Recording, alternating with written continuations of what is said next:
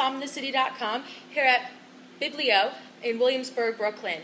Right now I'm here with Chef Joe Macchia, the executive chef here and owner, correct? Yes. Wonderful. Well, thank you for taking the time to meet with me, Chef. Not a problem. This is a wonderful library-inspired restaurant. You have to check the story behind this restaurant.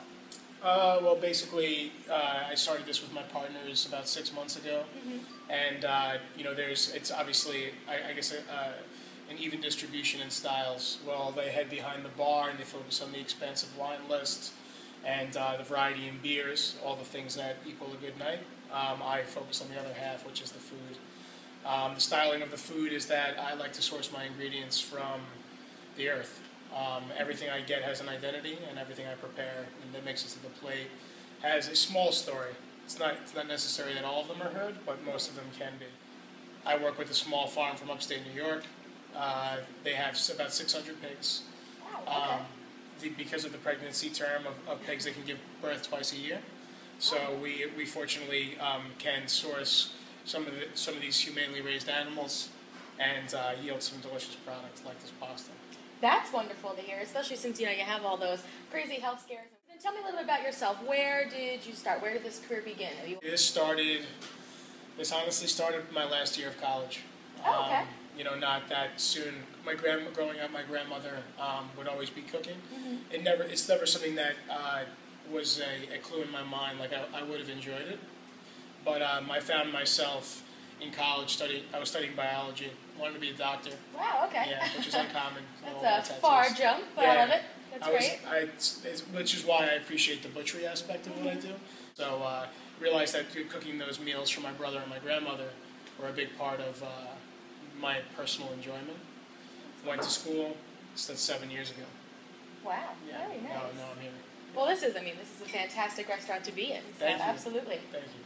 I have a tremendous passion for any genre of food for the most part. I like certain ones more than others. Obviously, my last name ending in a vowel makes it obvious that I'm keen on Italian food. But I decided to get involved with Italian cookery, and I took a job with Mario Batali in the West Village. One of the best kitchens I worked in was Lupa.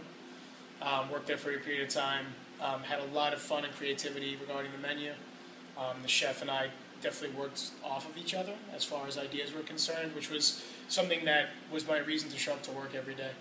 Wasn't the chef asking me to do something for the restaurant was the reason to go to work. Which is silly, I guess. No, that's wonderful. That's what makes the great chefs great. Well, it's having this here.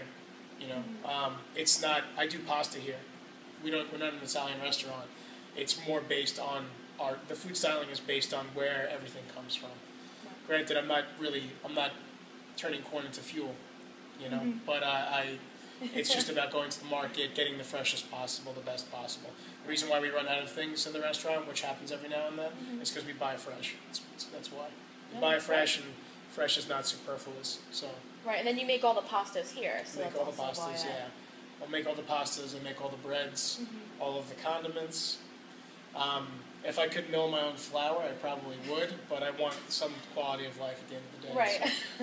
So, can't be 7 days a week, 24 hours a day, just exactly. 7 days a week, Mentally is okay, physically is another story. Of course. But, we have our pig's head bolognese that Chef happily made for me. I'm so excited to try something, as well as we have our pumpkin beer and our breakfast beer, correct? Yeah, it's breakfast style. This should be an interesting pairing. So can you just tell us a little bit about this dish, story behind it or whatnot? Dish I made with using a pig's head, which may, seem like a wild idea, but it's just a difference in texture, a subtle difference in flavor.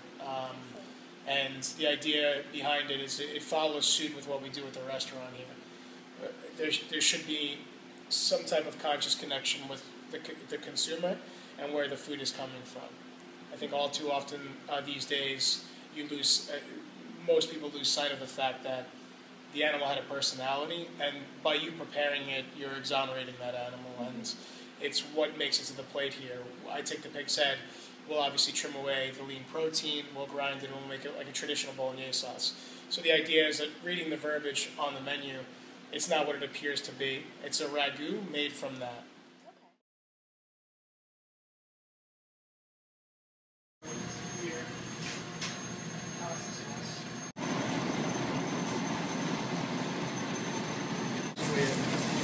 It's going to look like this, and then we're going to tighten this back up, meaning that we're going to cook all that loose moisture out of it. Once it gets tighter into a puree, we're going to add basically pasta sauce. We'll add water from the pasta tank, which will have starch from the pasta, and it'll help thicken up the ragu. So it's just time and temperature at this particular point.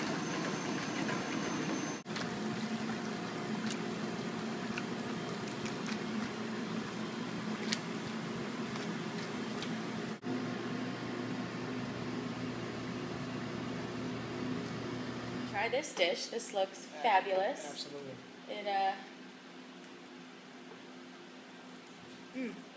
It does kind of give it that extra texture that you were talking about, but it was perfect. Oh yeah, well, I mean, it's meaty, it's delicious, it's not so saucy, which a lot of times you do get. And what I really like about it is you just kind of really get those chunks of meat, where a lot of times they always fall down into the end of the bowl, and you're just like, wasn't there meat on this pasta? You know? So I really like that. Well, thank you. I think the whole point is that where this dish originates from, being the traditional dish being tagliatelle bolognese in Italy, comes from Bologna, and it's hand-cut pasta with a meat ragu. Bolognese to me is about decadence, which is why the lean protein, it's not a saucy dish.